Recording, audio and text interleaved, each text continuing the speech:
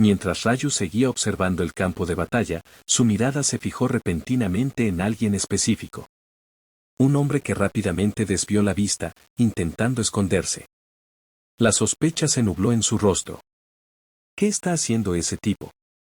Entonces, una chispa de reconocimiento lo atravesó. Espera. Sus ojos se contrajeron levemente. Ese apodo, algo en su memoria surgió con claridad. Mukbang, un término asociado a programas de comida. En el pasado, Raju había tenido que recopilar toda clase de detalles sobre los ejecutivos de Player Heaven para apropiarse de su control. Nada era trivial: apodos, costumbres, formas de hablar, comportamientos, aspecto físico, personalidad, profesiones, runas, todo podía convertirse en un arma. Raju acumuló toda esa información y la utilizó sin remordimientos. Incluso su posición actual en Lustiak se sustentaba en aquellos datos recogidos en su momento. Para alguien como él, recordar el apodo de un responsable de Player Heaven era sencillo. Sus ojos se estrecharon aún más, una vieja memoria se reactivó. Sooso Mukbang. Ese nombre resonó frío en su mente. Raju había confirmado que era uno de los 8 ejecutivos de Player Heaven.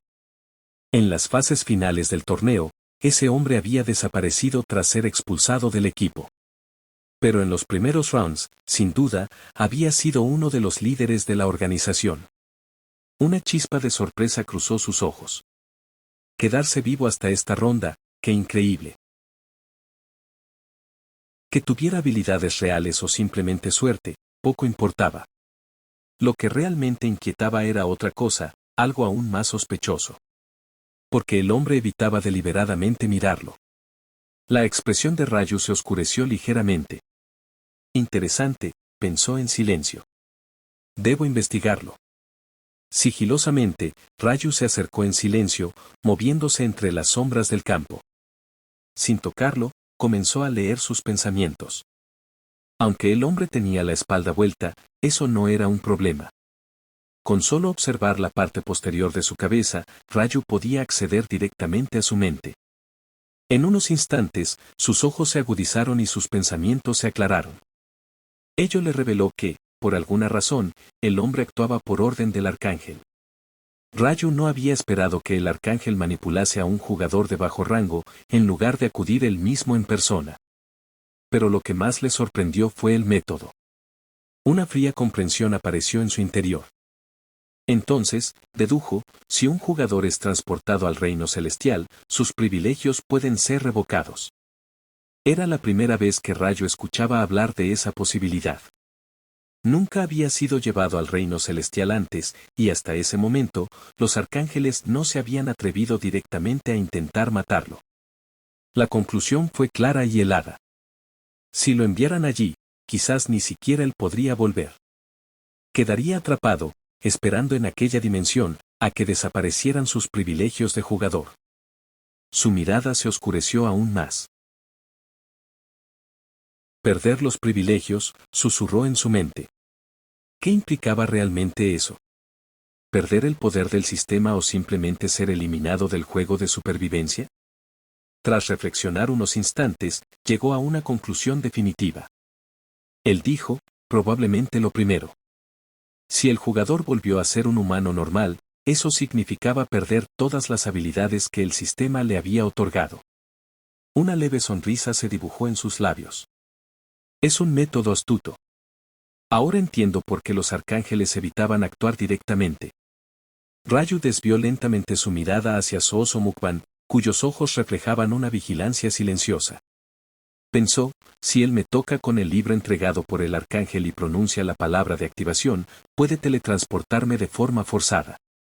Esto explicaba el comportamiento extraño del hombre, porque siempre miraba hacia él y parecía esperar algo. Raju rápidamente armó el resto de la información, planeaba actuar durante el caos de la 10ª ola. Sin importar si aquel ex ejecutivo de Player Heaven guardaba un rencor personal, eso no tenía importancia alguna. Lo que importaba era que él lo estaba apuntando a él. Ahora que el método había sido revelado, la amenaza podía neutralizarse. Raju pensó en matarlo de inmediato, creyendo que sería una tarea sencilla, pero surgió un problema: era miembro del grupo. los integrantes del grupo no podían matarse entre sí. La única opción era esperar a que terminara la ronda, aunque ello llevaba sus riesgos. El hombre podría atacar primero. Raúl descartó esa posibilidad de inmediato al decir, eso no sucederá. Una estrategia se formó rápidamente en su mente. Miró la cuenta regresiva del sistema. Restaban 17 minutos con 41 segundos para la próxima ola. Bastante tiempo.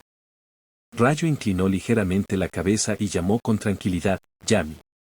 Sorprendida, Yami se volteó rápidamente y respondió con respeto, Guadaña Negra Nin, ¿necesita alguna cosa? Rayo le dio una orden con autoridad discreta, hay alguien que debes dominar. Yami parpadeó confundida y preguntó, ¿a quién? Sin decir una palabra, Rayo señaló en una dirección concreta con la mirada y susurró, ¿lo ves? Su apodo es Ooso Mukban. Cuando ella oyó el nombre, los ojos de Yami se abrieron como los de un conejo asustado. Ooso Mukban. Entonces pronunció, incrédula, ¿ese insignificante aún vive? Rayo la miró brevemente y preguntó, ¿lo conoces? Yami asintió. Sí, solía ser un ejecutivo a mi cargo en Clear Haven. Sin dudar, Rayo dio la siguiente orden, domínalo, no hay espacio para más. Libera a Jaffrey del control mental. Yami dudó y tartamudeó, creo que eso no es posible. Rayo frunció ligeramente el ceño. ¿Por qué? La expresión de Yami se llenó de incomodidad y suspiró diciendo, ya lo dominé una vez para extraer información. Una vez que un objetivo ha sido dominado y liberado, ya no puede ser controlado de nuevo. La oportunidad ya se había usado. Al comprender esto, Yami bajó la cabeza, con una evidente culpa en su voz, lo siento. Rayo negó con calma, diciendo, está bien. Luego añadió con indiferencia, eso fue antes de que llegaras. Como no era posible dominarlos otra vez, se buscó un método distinto. Rayo reflexionó un momento y algo le vino a la mente. Él agregó con un tono serio, ¿recuerdas a las 4 esclavas que dominaste antes? Yamti asintió. A las miembros del Mesías, confirmó Rayo. Después de eso, emitió una instrucción clara. Debía darles una orden inmediata, donde les indicara, con atención, que siguieran sus instrucciones a la perfección. Yamti, sin vacilar, asintió. ¿Quieres que los calle discretamente?, preguntó Rayo de inmediato.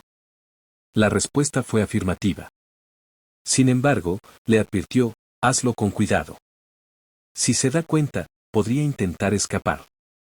Yamti no entendía del todo por qué era necesario controlar a Ooso Mukban, pero, como esclava, obedecía sin cuestionar. Con resolución firme, confirmó, entendido. Lo haré de inmediato. Mientras tanto, Ooso Mukban sudaba fría, su mente inundada de pánico. La sensación de miedo se multiplicaba ante cada pensamiento. Maldita sea, casi me da un ataque cardíaco, pensó. La mirada de Blaquite que había cruzado unos instantes antes había logrado ponerle los pelos de punta. Ese breve contacto había sido suficiente para que su cuerpo temblara de tensión. Quizá el peso de la misión por delante o, simplemente, el instinto de supervivencia y temor lo llevaban a esa reacción. Tragó saliva con dificultad y se preguntó en voz baja, ¿seguro que él no habrá descubierto nada? Miró cuidadosamente en dirección a Rayo. Afortunadamente, Black Sad estaba mirando en otra dirección, evitando su atención. La tensión se alivió momentáneamente en su pecho. Respiró profundo y pensó, menos mal, casi arruinó todo antes de empezar. El temporizador del sistema seguía avanzando, y en solo 10 minutos comenzaría la 10ª oleada, tal y como había predicho el arcángel. En ese caos, él sabía que actuaría. Se tranquilizó mentalmente y planificó, sencillamente, integrarse en la multitud, acercarse a su objetivo, tocarlo con el libro, pronunciar la palabra de activación. Eso sería todo. Con los puños apretados, se esforzó en no fallar. Si lograba que Black Sad desapareciera, sería desterrado a un lugar del que ningún jugador podría escapar, el cielo. Una sonrisa osada se dibujó en su rostro y pensó, cuando queden unos 3 minutos, me moveré. Pero justo en ese instante, algo lo sujetó. 4 hombres surgieron de la nada, aferrándolo como parásitos. Lo sorprendieron y gritó desesperado, ¿qué demonios? Déjenme ir. Sus extremidades quedaron paralizadas, cada intento de movimiento imposible. Su corazón latía con fuerza, y trató de leer los nombres de los que lo retenían, Yang Chiwin, Hank, Zoe, Dark Soul, español. La confusión lo invadió. ¿Quiénes eran esos tipos? La rabia se acumuló en su interior mientras luchaba con toda su furia, músculos tensos y venas a la vista. Gritó con frustración, déjenme marchar, malditos. Pero no obtuvo respuesta alguna. Sus rostros eran inexpresivos, como marionetas sin alma, moviéndose bajo un control silencioso. El sudor frío le recorría el cuello, y se preguntaba con desesperación, ¿qué es esto? ¿Por qué ahora? Estoy a punto de hacer algo grande, y estos locos arruinan todo. Resultaba evidente que estaban en el mismo grupo, y por esa razón no podía dañarlos. Se sentía completamente indefenso. Tragó saliva con dificultad y trató de razonar con ellos, rogando, oye, ¿por qué hacen esto? ¿Me conocen? Solo recibió respuestas en forma de agarres todavía más firmes. Su cuerpo se sentía como un trapo mojado, pesado y sin fuerzas. Algunos jugadores cercanos comenzaron a percatarse de la situación. Uno de ellos levantó la cabeza, desconcertado, y dijo, confundido, ¿qué está pasando? ¿Por qué 4 chicos lo sujetan así? Otra persona soltó una risita divertida, molesta. Él bromeó, con tono de burla, ¿es esto una especie de actuación extraña?